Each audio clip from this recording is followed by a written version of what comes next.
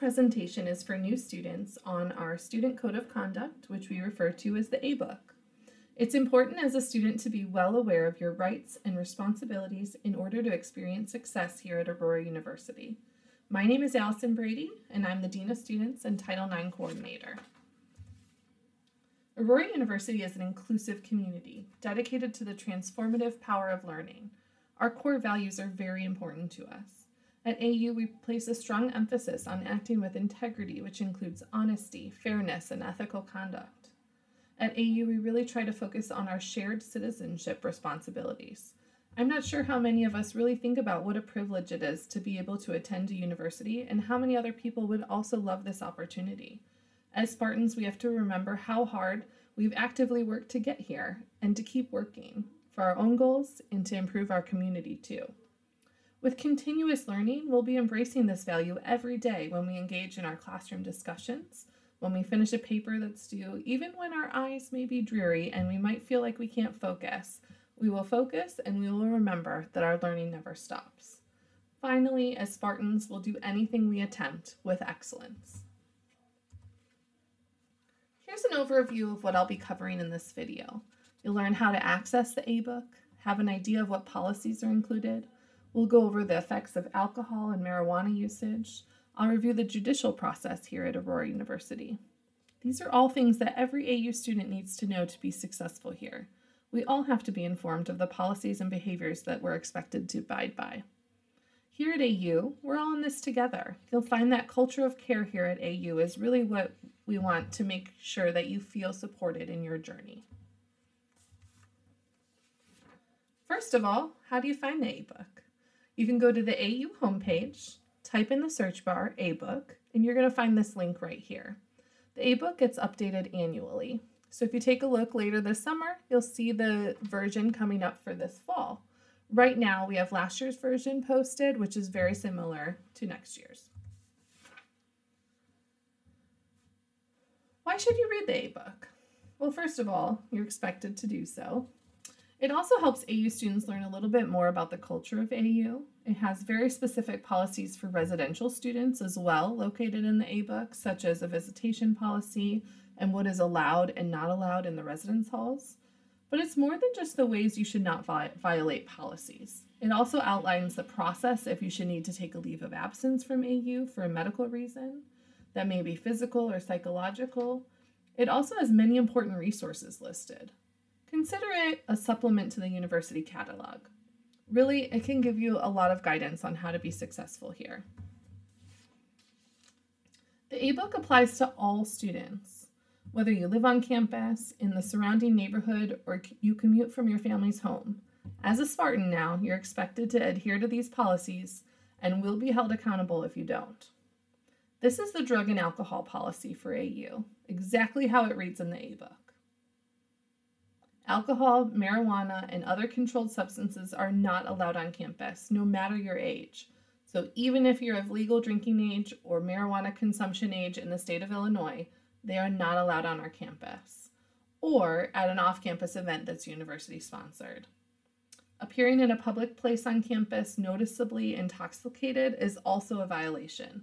So if you go off campus and drink or consume marijuana and come back and you're causing a disturbance, or an unreasonable annoyance is the way it's stated in the policy, you are in violation.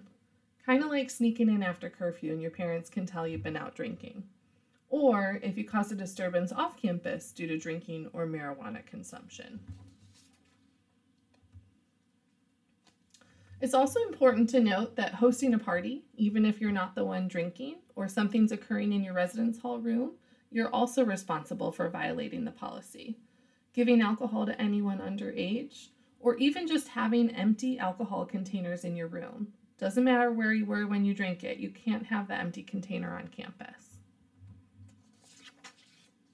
The drug and alcohol policy also includes any alcohol or drug-related paraphernalia. That could be things like keg taps, flasks, beer pong, shot glasses, edibles, vaping pens, cartridges that contain THC, scales, etc. Even posters, beer signs, all of those things are not allowed on campus. And violating any other campus policy while intoxicated or under the influence of marijuana Again, no matter what you are drinking. An example of what sanctions would look like if found responsible for marijuana or alcohol usage would include the following. Disciplinary admonition. Essentially, that's a warning. Some type of educational sanction. A fine. For a first offense, that's typically $100. A parental notification if you're under 21. And some sort of supplemental as deemed appropriate by the disciplinary hearing officer. Okay, if there's a combination of alcohol and marijuana on a first offense, it would move up to a class 2, or a second offense would be a class 2. So you can find all of that listed in the A-book. We have a policy called a Good Samaritan policy to protect the health and safety of all students. That is far more important to us than worrying about getting in trouble. So here's how it works. If you know someone is in trouble and they might need medical attention, we want you to make sure that they are going to be safe. We do not want you to sneak them in, put them in bed, put them on their side like you were taught in every bad teen party movie, and hope for the best. We never want to take a chance with someone's life.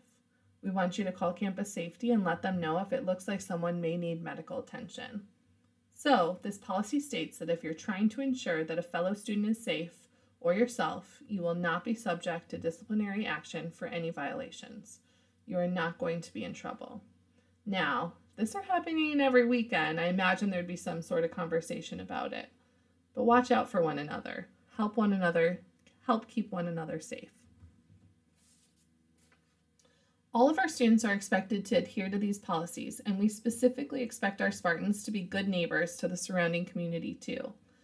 Therefore, AU created an off-campus housing expectation, making it part of the student code of conduct, in order to prevent creating any kind of community disturbance.